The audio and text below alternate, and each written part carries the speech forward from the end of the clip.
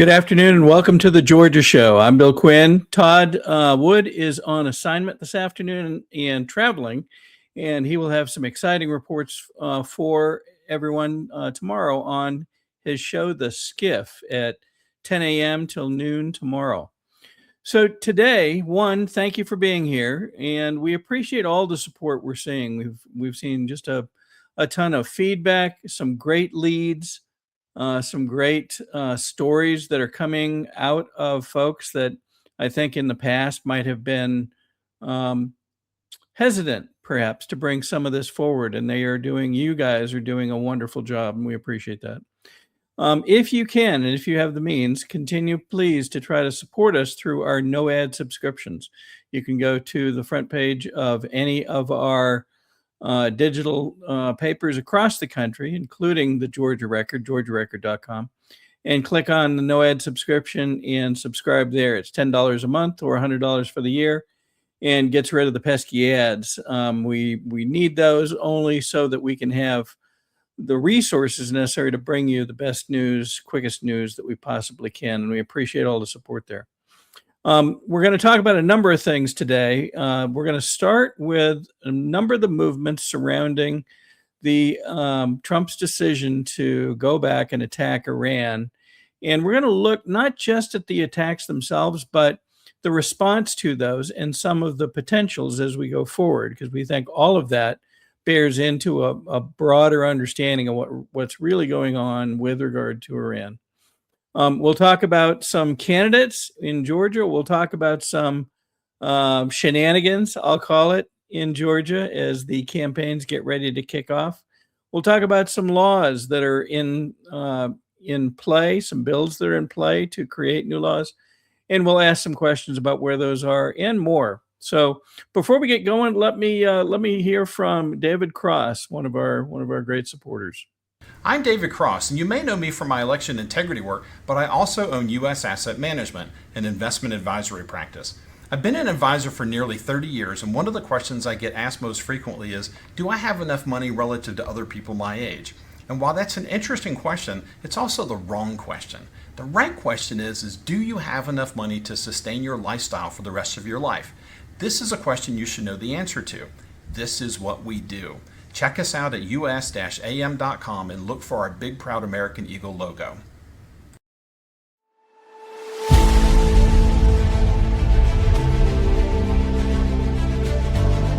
I'm a naturopathic doctor.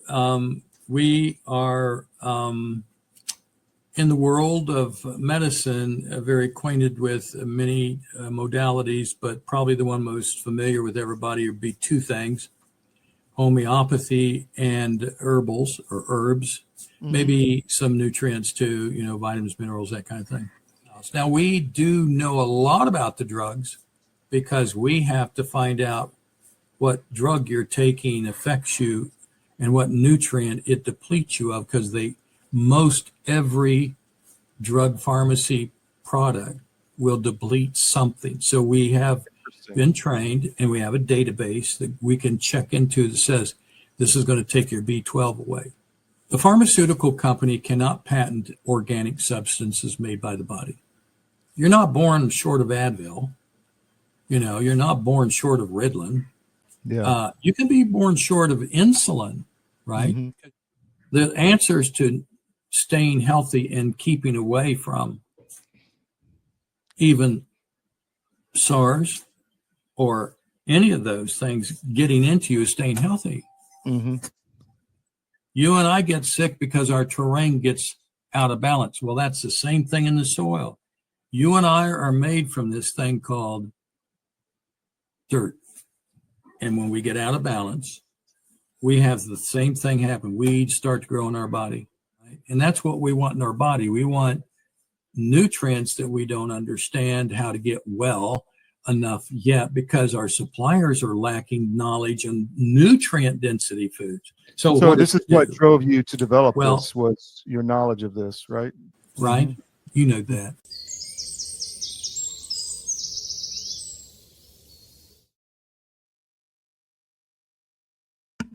Okay, welcome back. So let's start with what Trump said the morning following the initial bombings on Iran. And we'll hear his comments. Listen very carefully. As we've said in the past, often if you listen very closely to what Trump says, you'll have a much better understanding of what's really going on. I don't think he spares a word of truth in the things that he says, and we need to listen very carefully. So here he is, and we're going to listen to his comments as posted by the White House the morning after the bombings that began this week on Iran. Time ago, the United States military began major combat operations in Iran. Our objective is to defend the American people by eliminating imminent threats from the Iranian regime, a vicious group of very hard, terrible people. Its menacing activities directly endanger the United States, our troops, our bases overseas, and our allies throughout the world. For 47 years, the Iranian regime has chanted death to America and waged an unending campaign of bloodshed and mass murder, targeting the United States, our troops, and the innocent people in many, many countries. Among the regime's very first acts was to back a violent takeover of the U.S. Embassy in Tehran, holding dozens of American hostages for 444 days. In 1983, Iran's proxies carried out the Marine barracks bombing in Beirut that killed 241 American military personnel. In 2000, they knew and were probably involved with the attack on the USS Cole. Many died. Iranian forces killed and maimed hundreds of American service members in Iraq. The regime's proxies have continued to launch countless attacks against American forces stationed in the Middle East in recent years, as well as U.S. naval and commercial vessels in international shipping lanes. It's been mass terror, and we're not going to put up with it any longer. From Lebanon to Yemen and Syria to Iraq, the regime has armed, trained, and funded terrorist militias that have soaked the earth with blood and guts. And it was Iran's proxy, Hamas, that launched the monstrous October 7th attacks on Israel, slaughtering more than 1,000 innocent people, including 46 Americans, while taking 12 of our citizens hostage. It was brutal, something like the world has never seen before. Iran is the world's #1 state sponsor of terror and just recently killed tens of thousands of its own citizens on the street as they protested. It has always been the policy of the United States, in particular my administration, that this terrorist regime can never have a nuclear weapon. I'll say it again, they can never have a nuclear weapon. That is why in Operation Midnight Hammer last June, we obliterated the regime's nuclear program at Fordow, Natanz, and Isfahan. After that attack, we warned them never to resume their malicious pursuit of nuclear weapons, and we sought repeatedly to make a deal. We tried. They wanted to do it. They didn't want to do it. Again, they wanted to do it. They didn't want to do it. They didn't know what was happening. They just wanted to practice evil. But Iran refused, just as it has for decades and decades. They've rejected every opportunity to renounce their nuclear ambitions, and we can't take it anymore. Instead, they attempted to rebuild their nuclear program and to continue developing long-range missiles that can now threaten our very good friends and allies in Europe, our troops stationed overseas, and could soon reach the American homeland. Just imagine how emboldened this regime would be if they ever had and actually were armed with nuclear weapons as a means to deliver their message.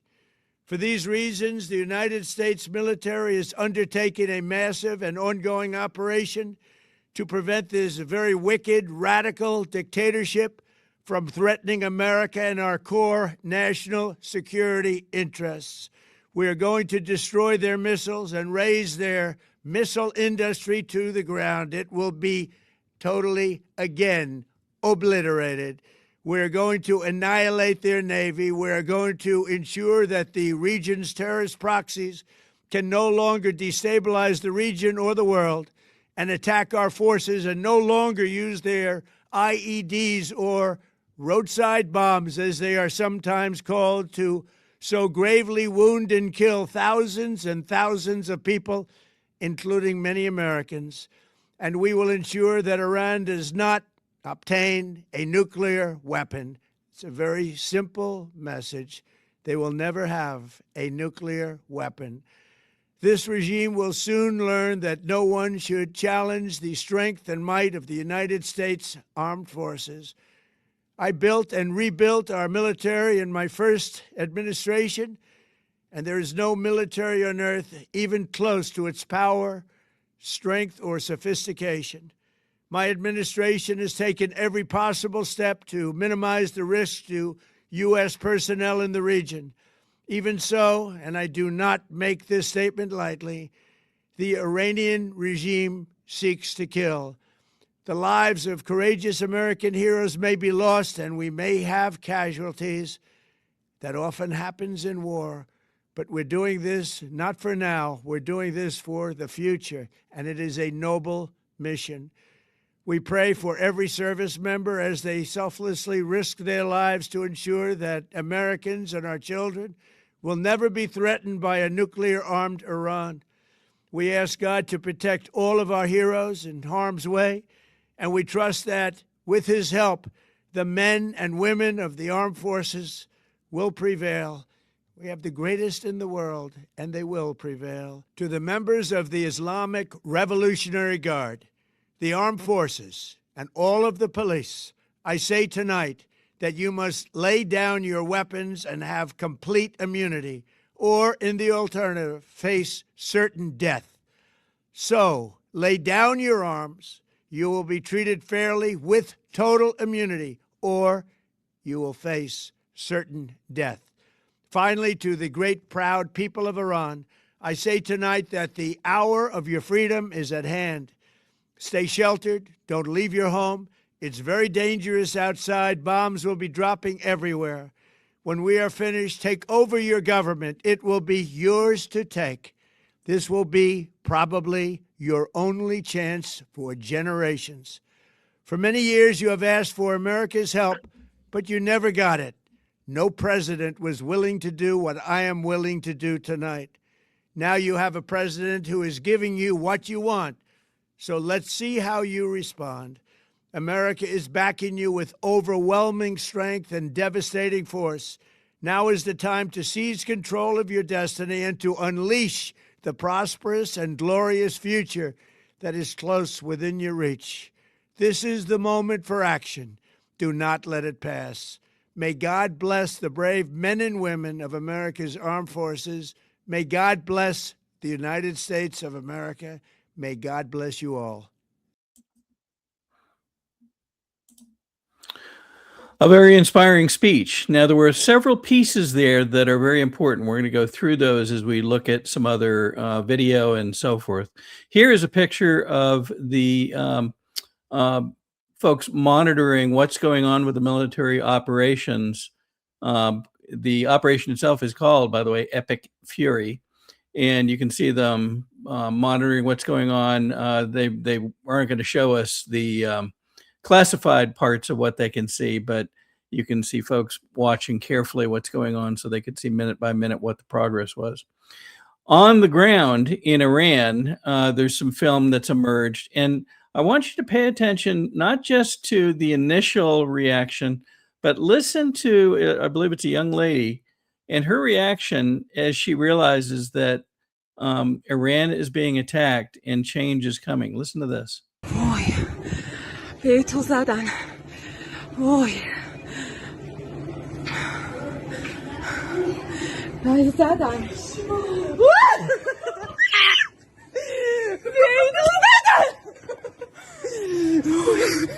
وای نگاه کرد mean, you can hear excitement in this young lady's voice based on what she sees happening. What was the reaction around our country and around theirs? Well, here's a set of folks in, I believe, Washington, D.C., reacting to the news the following day.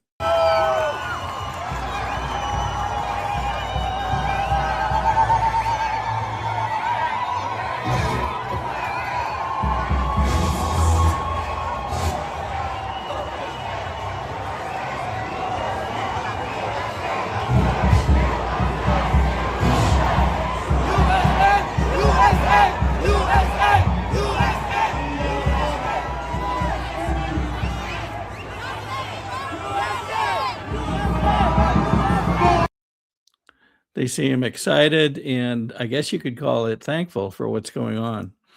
Now, recall that Todd Wood and his great contacts within Iran and from Iran have been reporting now for quite a long time that there is a large contingent in Iran that really wants freedom. They really don't want things any different than our people here in America do.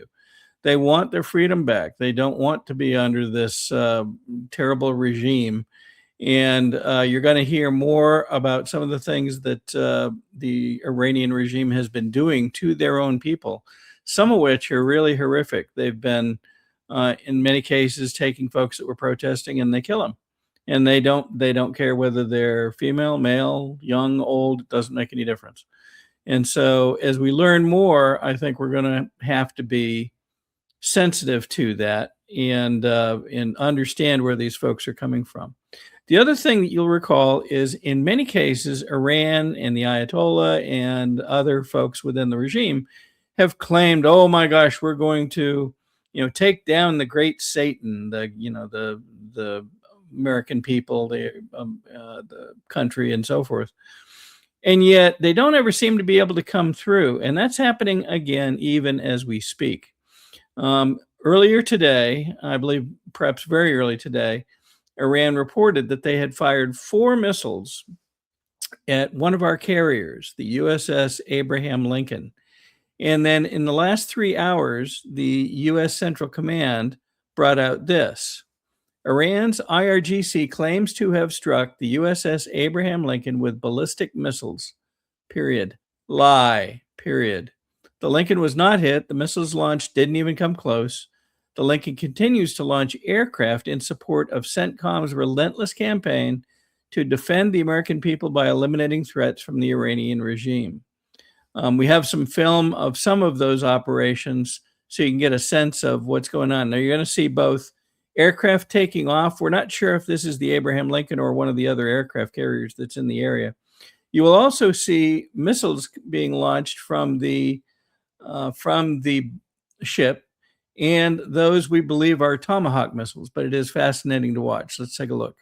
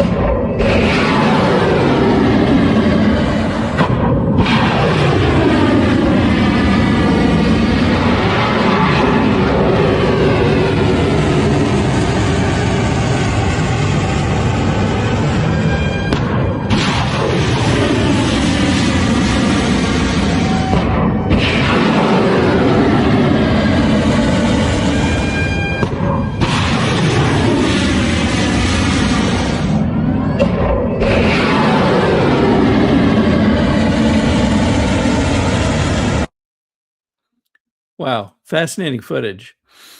So let's talk about the Iranian people again for a moment. You heard the president at the end of his speech say, this is your moment, speaking directly to the Iranian people. And it is your moment to take your country back. And indeed, when you start to uncover who the Iranian people really are and what they are looking to do, you find that the profile of many Iranians is much different than many people had guessed up to now. They hadn't really done enough work to understand who these folks may be.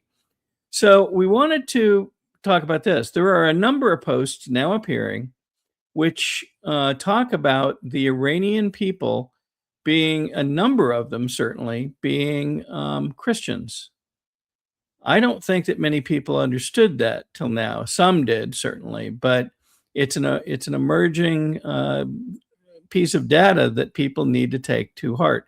Here is a post and a video that came up, and it's Iranian Christians singing Waymaker in Farsi, crying out to God for Iran. Let's take a look at the video.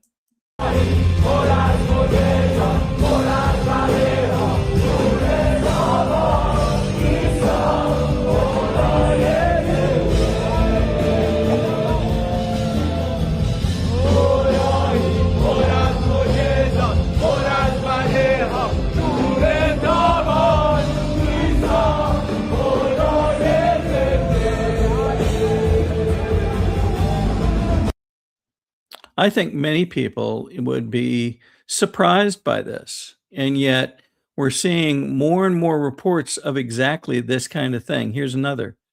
1 million Muslims in Iran have turned to Christ as 50,000 mosques close. And this is just one report. Now, are we looking at folks trying to portray something? Perhaps. I think in the coming days, we will learn more of what the real profile is. Is it this? Is it more? Is it something different? Well, we don't know exactly yet, but I think it's important that we get this on the radar so that people can understand.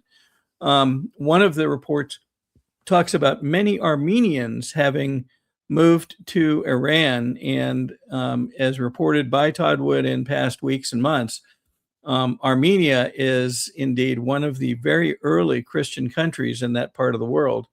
And it does seem that some have been coming from Armenia and into Iran and now are causing the number of Christians to expand, to grow.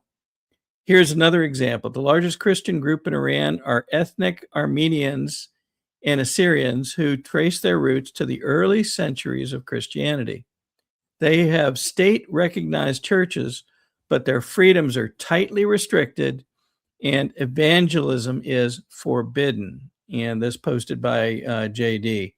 You'll find more of this online. And we do want to make sure that people understand what we are fighting there is the regime that has caused such terrible changes in the Iranian people since that regime took over. And as we learn more about what that means, I think we'll understand better who the Iranian people really are and what they want. Here is a video that was posted that gives a sense of what Iran might have been like a number of years ago prior to this Ayatollah-based regime that's been threatening us and much of the world for now 40 years.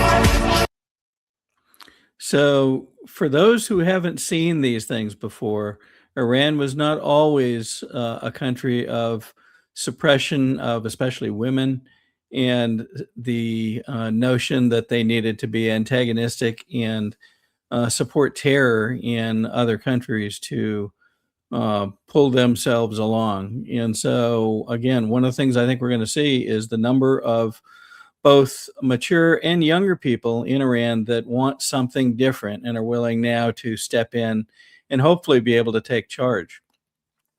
So as we look at that, there are folks that will say, well, that it wasn't perfect then either. Well, nothing really is it? But is it better than a state that's sponsoring terrorism in a number of other countries and making threats and so forth? Perhaps so. One of the questions that is on the table now is what are the implications as Iran threatens to fight back in some way, the remaining regime, which Trump has asked to lay down their arms and they will be given immunity, especially the Republican Guard. What will happen now, and what are the implications on the international scene, including economic ones? Well, one of the things that has been bandied about over the last 24 hours is, well, what the heck is going to happen to the price of oil? Well, let's take a look at something and keep things in perspective if we can. Here are the latest oil production figures from around the globe. Look who's at the top. The number of barrels per day from the United States is 13 million and change, moving toward 14 million. Saudi Arabia is second, followed closely by Russia, Canada, China, Iraq. Then we go down to Brazil. Then we go to the UAE. And all of a sudden, way down there at number 9 is Iran with 3 million barrels. So if folks are espousing that, oh gosh, if Iran's oil gets impacted in some way, it's going to have a devastating effect on the entire world economy. Will it have an effect? Yes, it probably would. But we need to keep it in perspective as to who is producing the most oil in the world at the moment, and it's the United States. The other thing that needs to be considered is the Strait of Hormuz does carry a lot of the world's supply of oil. I don't have the statistics in front of me this afternoon, but it is a non-trivial issue. If something were to happen that causes that strait to be closed, whether it be conflict or whether it be ships or something else, that would have a negative effect on global oil supply and cost. And so is it likely to go up? Yeah, it probably might if that were to happen. How much? Nobody knows, but it could be significant. So we're going to keep our eyes on that. Let's see. Let's go ahead. We're going to take a break for a moment, come back, cover one or two other topics, and then we're anticipating a guest in this afternoon to talk about the continued elections fervor surrounding both existing legislation that's being considered, but also what's going on in Fulton County subsequent to the FBI raid there 3 weeks ago. Let's hear from one of our sponsors, and we'll be right back in a moment. A warm welcome here at the National Press Club. Welcome to the journalists, welcome to the Embraer team, and welcome to the other guests that we have here. I'm going to announce, and as some of you guessed it right when they came in, the first E2 order by an American operator. And that operator is Avello. We believe this is really a strategic shift to unlock profitability for the customer. I'm very pleased that we have Andrew Levy here as the CEO of Avello, and I'm very pleased to give the stage to share a little bit more about what Avello is going to do with the E2 195. Thank you very much. Couldn't be more excited to be here as part of this historic announcement. We have such a great cultural fit as companies, so we're very, very excited to be Embraer's newest customer. We launched our airline in April of 21, and our target is focusing on small secondary airports of large metro areas. We've carried over 8 million customers since we started on 63,000 flights. And we've done all these things with 1,200 of the greatest crew members I could ever imagine having, and many of them are here with me today. This is the right airplane for us. It's going to open up opportunities for us that no other aircraft can serve. The best thing about the airplane, of course, is you will not find a middle seat on this airplane. It doesn't exist. We won't have any to offer. It's going to be the best cabin in the United States, and we're so excited about that. This is going to elevate our experience to the highest level, and we think our customers are absolutely going to love the airplane.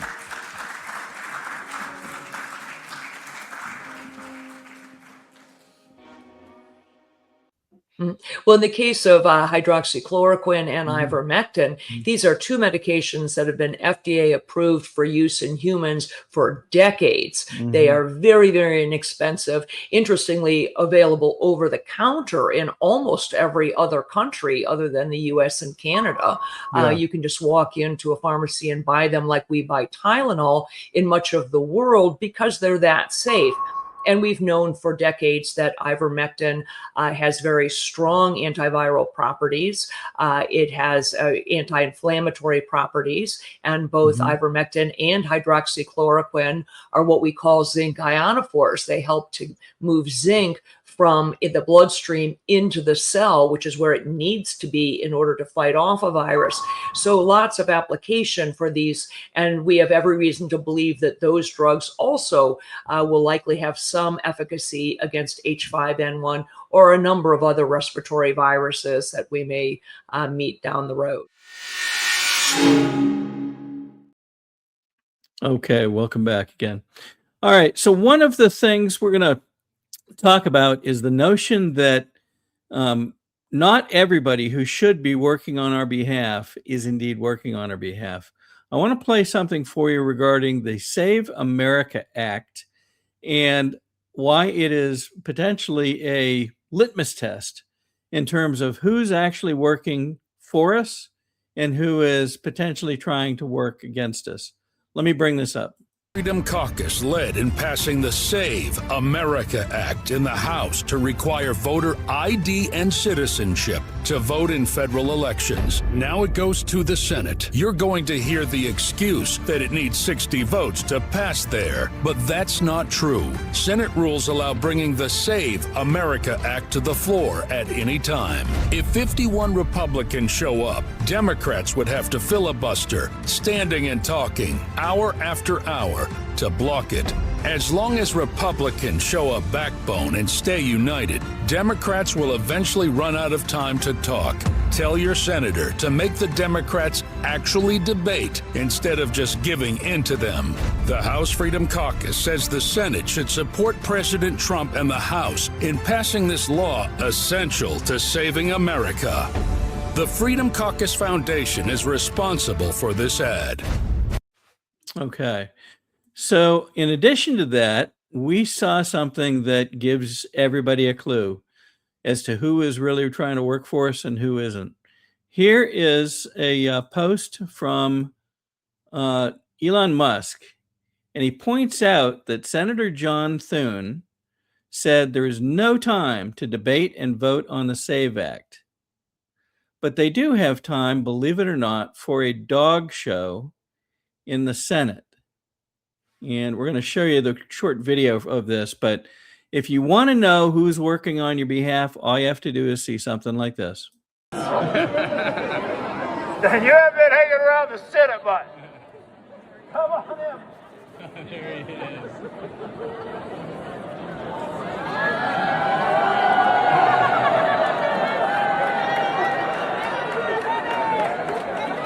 Oh, yeah, and the senator came too.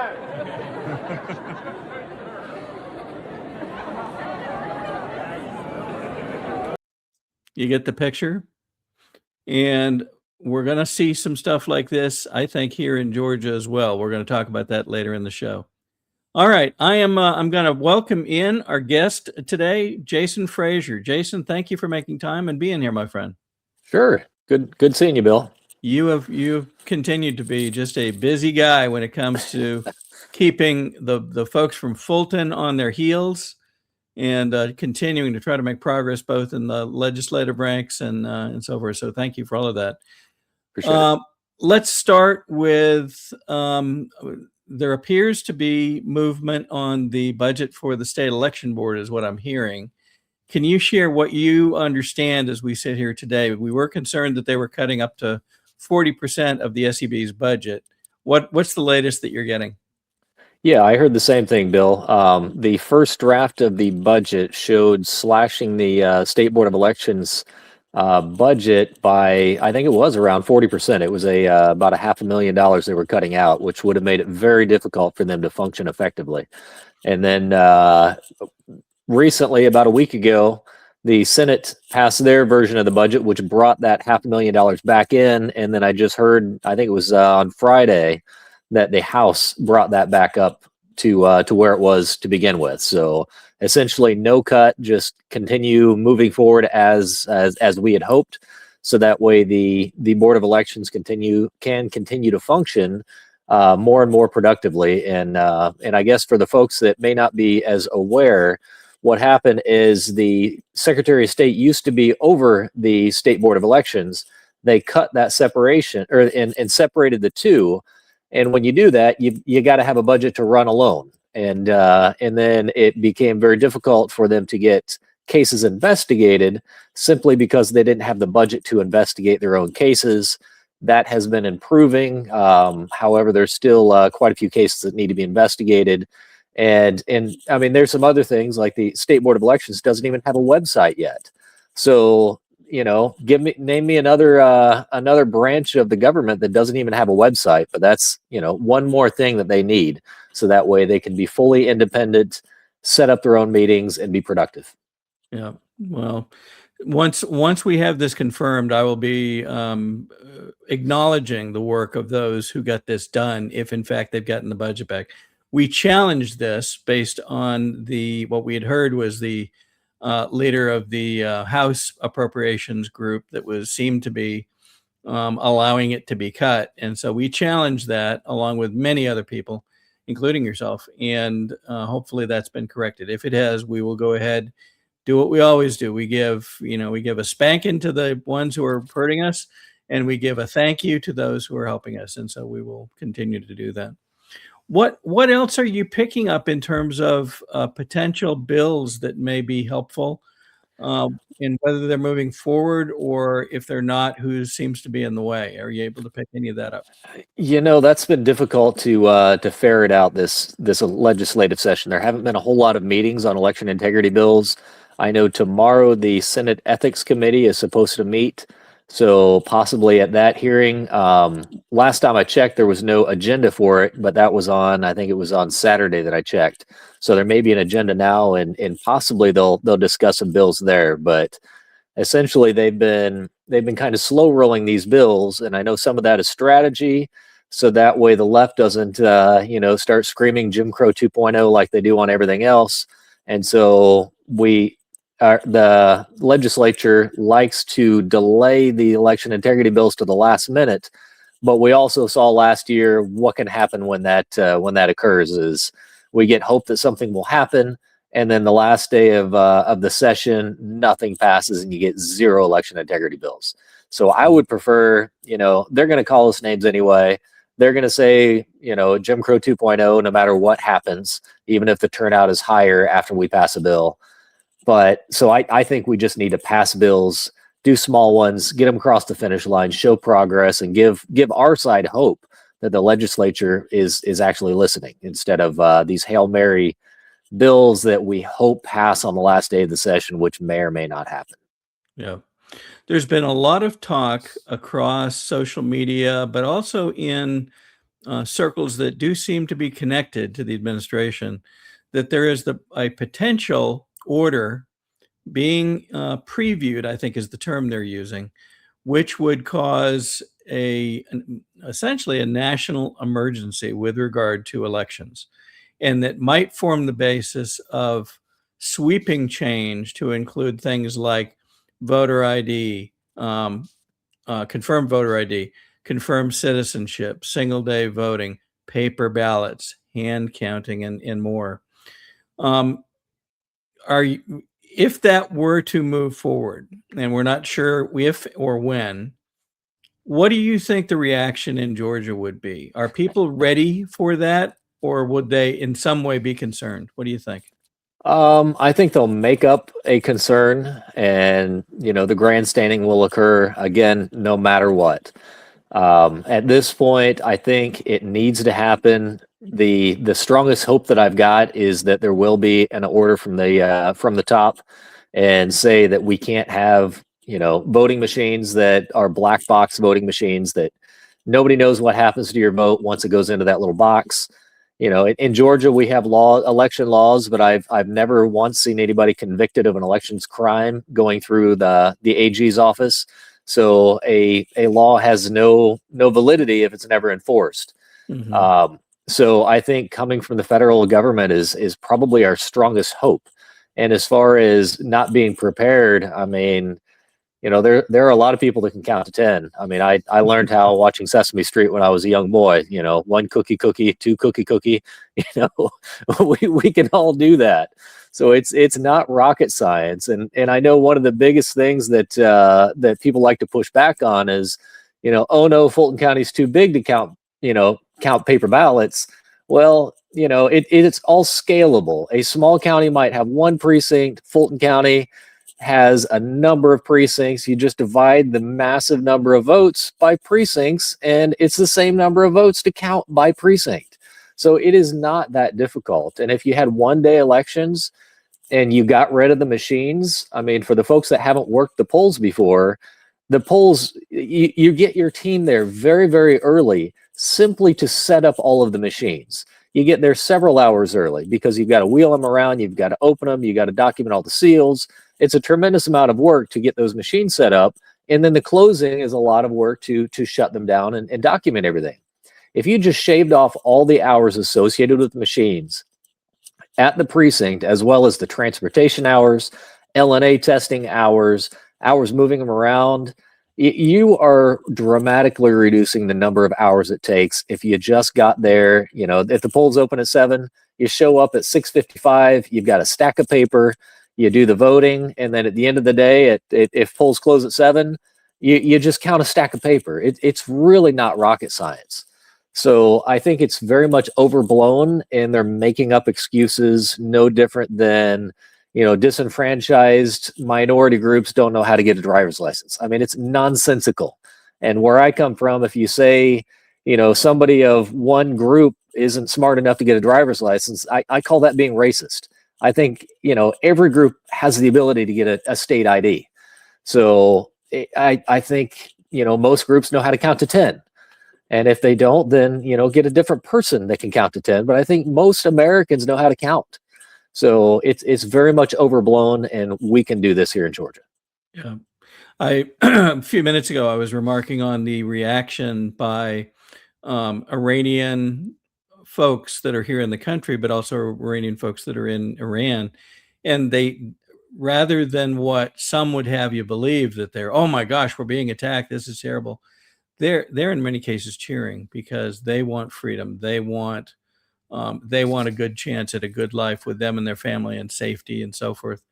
And I wonder if all that people have said about, oh, these would be terrible steps anywhere, but especially here in Georgia. And if we really found out what people want, I wonder if we wouldn't learn what many have theorized, which is everybody wants to know that their vote counts and that it's being counted accurately. And they want to have the things that are beginning, I think, maybe to emerge under this current administration. So it will be an interesting time. Again, we don't know what the timing might be and if or when something might happen, but it will be a fascinating, I'll call it, couple of months as we get through qualification and onward toward the primaries. All right. And I think it would be great if this happened before the primary. I know time is getting short, but primaries, as we know, are much lower turnout elections. So that would be a great place to start testing it and practicing. I mean, some small cities have been counting their own ballots by hand for years. It is very doable. A lot of states do it. A lot of different countries do it. So we've just gotta do it. And like you said, it should be bipartisan, and I believe it very much is. It's just a handful of people that like to yell and scream, and we just can't listen to that nonsense and just do what the people want. We need transparency, Bill. We do. And we're not getting it when we talk to the Fulton County commissioners, are we? They would prefer to run for their cars. Yeah, who am I even talking about? Dana Barrett for one. that sounds like a conspiracy theory, Bill. Oh gosh, we're running out of those these days. I got to tell you. Yeah. All right. Any last thoughts for the folks, Jason? That's pretty much all I've got going on. I mean, just keep an eye out for these election integrity bills when they do drop, and read the bills. A lot of times, a legislator might think a bill is written well, but if you read it in the eyes of how is Fulton County going to interpret this, how are they going to weasel around it, that's a different set of skills to look at those bills. And so, if you live in one of these corrupt counties, you might be able to get some input saying you might want to word it just a little different because Fulton County is corrupt. So writing a bill for honest people and writing a bill for corruption are completely different things.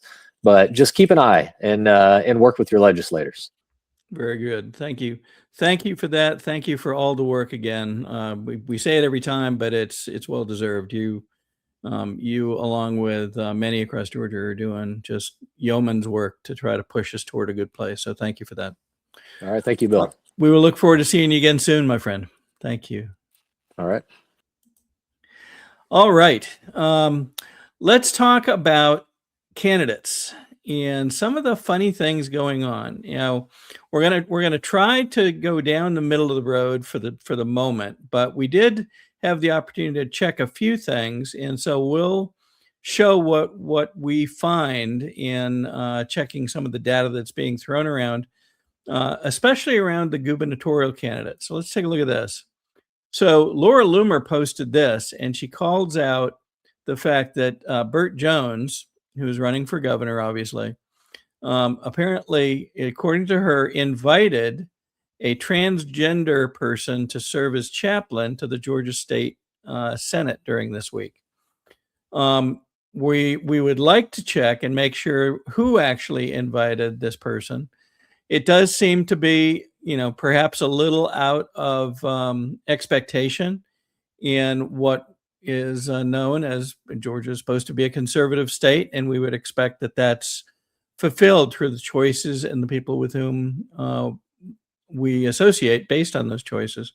This did raise some eyebrows, and so we would like to encourage the Jones campaign to talk about this openly, and we'll give them a chance as well. And I think it should be at least discussed, and perhaps the methodology, the theory behind, if in fact this was the invitation from Burt Jones, then what was the thinking behind it? That's piece one. Piece two is, here's a post that we did some work on because this person, AC Truth, claimed certain things around Rick Jackson, another the emerged, if you will, candidate for governor, and who claims to be in the lead based on several of the polls.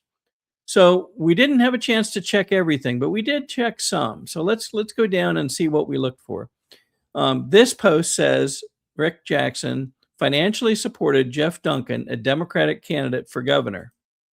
Well, when we asked Grok to go research this for us, they found a number of articles and so forth, and Grok came back and said, yes, Rick Jackson has provided funding to Jeff Duncan. Jackson helped bankroll Duncan's successful 2018 Republican campaign for lieutenant governor of Georgia, where he served from 2019 to 2023. Duncan is listed among the past beneficiaries of Jackson's political donations, along with other Georgia Republicans like Attorney General Chris Carr and Secretary of State Brad Raffensperger. I actually found that last one to be even more concerning, perhaps, than Jeff Duncan. We'll see more about this in a couple minutes. Let's go back to the list.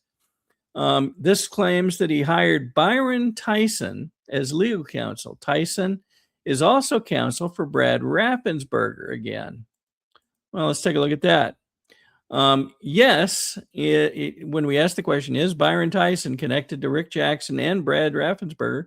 The answer was indeed yes. And that in and of itself is concerning in that, especially since Byron Tyson has been involved in some of Raffensperger's election-oriented cases and in ongoing defenses against claims of election irregularities. Well, most people in Georgia, and given the information that's coming out in these last weeks, have begun to see a foundational concern around Brad Raffensperger and the elections in Georgia, and it's not going away. So theoretically, anybody attached to that, including this Byron Tyson, would be concerning. And the fact that he's also attached in various ways to Rick Jackson and Jackson Healthcare maybe is cause for some concern. Let's go back to the next one. Nick Ayers, he hired Nick Ayers, former chief of staff for Mike Pence. Well, we checked this one and we got a little bit different answer. Let's see, here it is. Nick Ayers doesn't work directly for Rick Jackson. He owns his own political strategist firm, but has been associated and has done work with Rick Jackson and the Jackson Acquisition Company 2, a special purpose acquisition company, a particular term used when you create a company that's going to acquire other companies. So is this a relationship? It appears to be something of that, yes. Ayers and Jackson do have other connections, Grok comes back with. Both were investors in the now defunct financial startup Glorify, along with figures like Vivek Ramaswamy and Peter Thiel. Peter Thiel has been named in a number of different things. I believe we've already seen his name crop up in some of the files that have been released recently. And so this could be again, an area of concern. What does it really mean? Well, again, it comes back to who do you associate yourself with? The other one, the other claim that we looked at was that Jeb Bush sits on an advisory panel for Jackson Healthcare. And indeed, this shows that, in fact, he does. Now, Jeb Bush can be looked at in a number of different ways. President Trump used to call him, I believe, low energy Jeb, things like that. And there are concerns around Jeb Bush. And yes, he appears to be connected in ways that are, I'll call them meaningful, perhaps, for Jeb and Jackson Healthcare, certainly, and by then association, Rick Jackson. So here is from Transparency USA, and this goes all the way from 2017 to present, the contributions made by Jackson Healthcare to a number of candidates in Georgia. So you can see that they include Kemp, they include Cagle, they include Duncan, they include Chris Carr, Greg Dolezal, which is surprising in that he's a senator in the state. Why would he be on this list? And Brad Raffensperger. Now, this still is only about $300,000. Is there more to still be exposed? Potentially. We don't know yet, but we'll keep on this. But notice who is not on the list. Burt Jones. Well, we will see as we learn more, and we will continue to pour through the data as we get into final qualifications and as we move into the actual campaign season. All right. Remember what we said a few minutes ago. How do you tell who is working on your behalf and who is not? So where is the HB 1089 ivermectin bill? Remember, we brought this up in past weeks. This would be simple to have approved. It's a half-page bill. It simply makes ivermectin available over the counter in Georgia, as it is already in many other states. And we'll probably see in other states in the coming weeks, they will pass additional bills that will allow ivermectin to be over the counter. Now, somebody sent back a note and said, well, this really isn't any big deal. You can buy it from national sources. You can buy it out of Tennessee. You can buy it in other ways. You could get it today. For me, that's not really the point. The point is, if our legislators have the chance to make this over-the-counter medication It's been around for 40 years. It's proven effective. It's proven safe. It does not preclude the use of other medications. Why wouldn't they make it available and easily available here in Georgia? Anything else seems to be working against the people of Georgia. And like we said, we're going to call out those that, that seem to be in the way. So once again, Representative Lee Hawkins, Representative Trey Kelly, the chairman and co-chairman of the committee in which the 1089 bill still resides, according to a look in the Georgia General Assembly records in the last hour. Please get this moving along. We are approaching crossover day at the end of this week. It needs to be over to the Senate and passed through the House so that the Senate may consider it and hopefully pass it. Anything else, and we will simply continue to point the finger at why not. And right now, these two gentlemen are the why not. All right. We are going to call out one other thing that I would recommend you take a look at. David Clements has been a wonderful support for CDM and for the Georgia Record and other things. He's come on to share his guidance. He's been, again, a great election integrity advocate for now 5 years or more.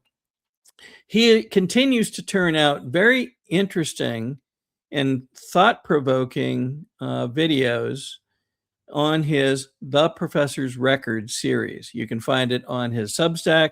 You can find it on X. You can find it on YouTube and other locations.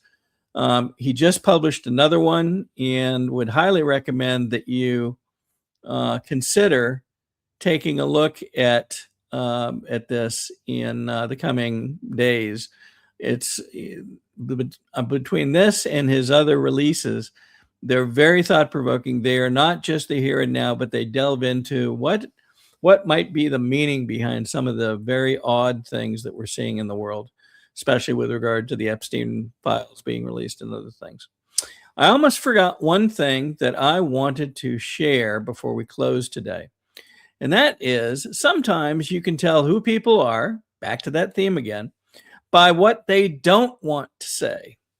And in an appearance earlier this week, Clay Fuller, who is running against Colton Moore for the 14th District U.S. congressional position, people tried to ask him a couple of questions, and here was his response.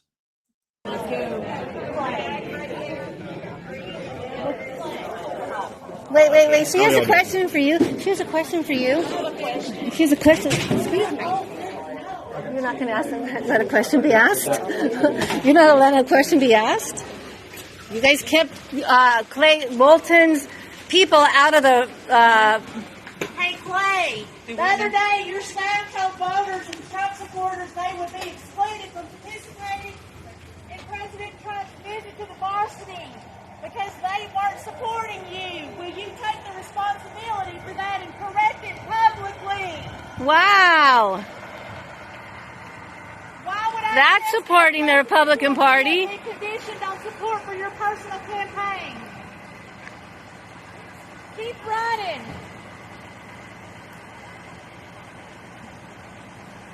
Money. Clay Fuller running for office. You can't make this stuff up. What she was asking about was, and I had heard this through the grapevine too, some folks were told that they were not going to be able to get into certain of the events surrounding Rome, Georgia, when the president was there, if they were not a Clay Fuller supporter. That rally was not for one person. That was a rally held by President Trump.